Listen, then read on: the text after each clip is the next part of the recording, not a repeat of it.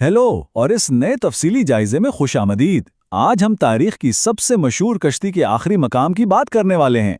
कोई द्योमालई कहानी नहीं, बल्कि खालिस जोग्राफियाई और तारीखी सबूतों के साथ एक ज़बरदस्त तफ्तीश।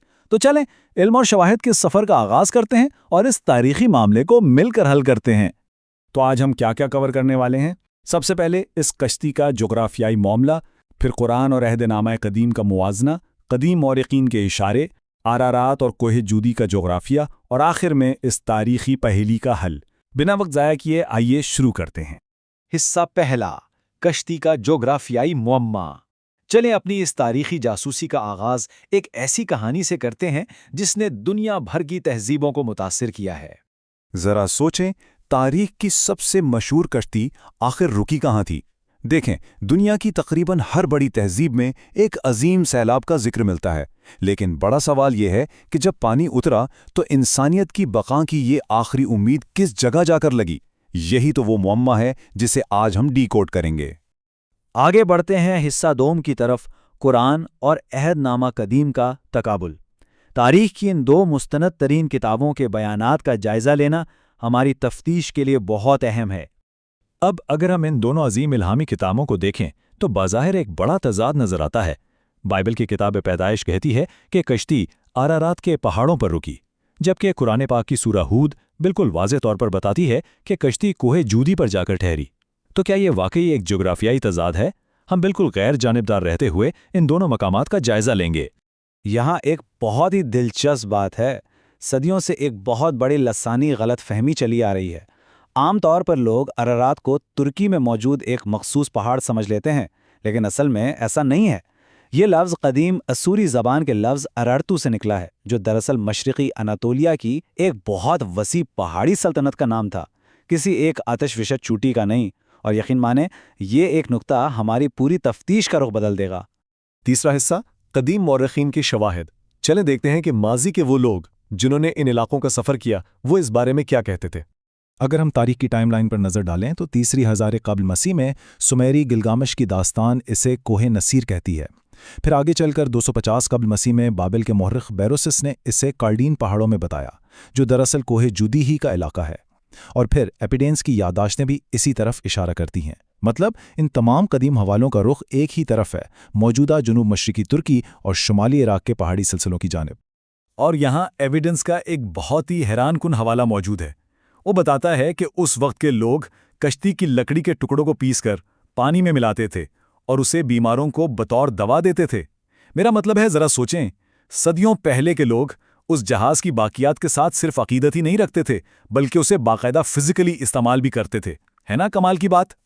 तो अब आते हैं चौथे हिस्से पर, आरारात का जोग्राफिया। अब हम इस मशहूर पहाड़ का ज़रा फोरेंसिक अर्जियाती जायज़ा लेते हैं। कुछ बुनियादी अर्जियाती हकायक देखते हैं।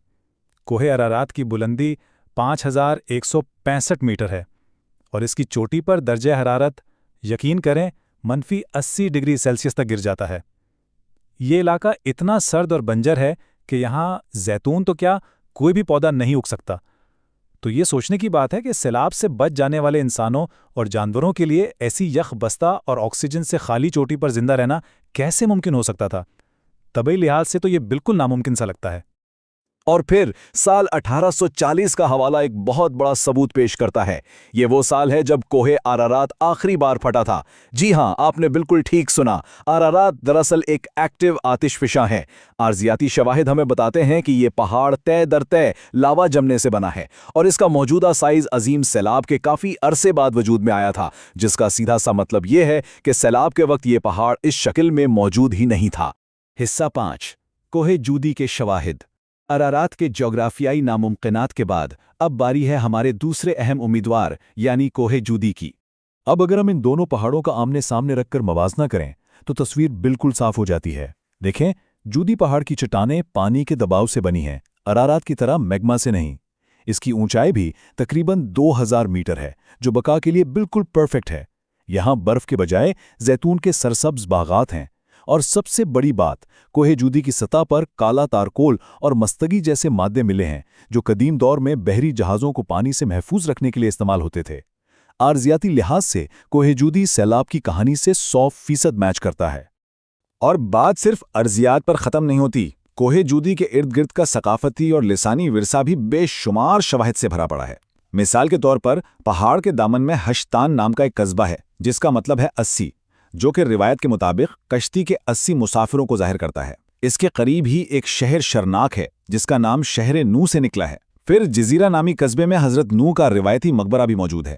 اور تو اور مشہور سیاح گیٹروڈ بیل نے 1909 میں لکھا تھا کہ مسلمان، عیسائی اور یہودی سب مل کر جودی پہاڑ پر ایک مشترکہ زیارتگاہ کا احترام کرتے تھے۔ یہ ثقافتی نشانیاں واقعی بہت گہری اہمیت رکھتی ہیں۔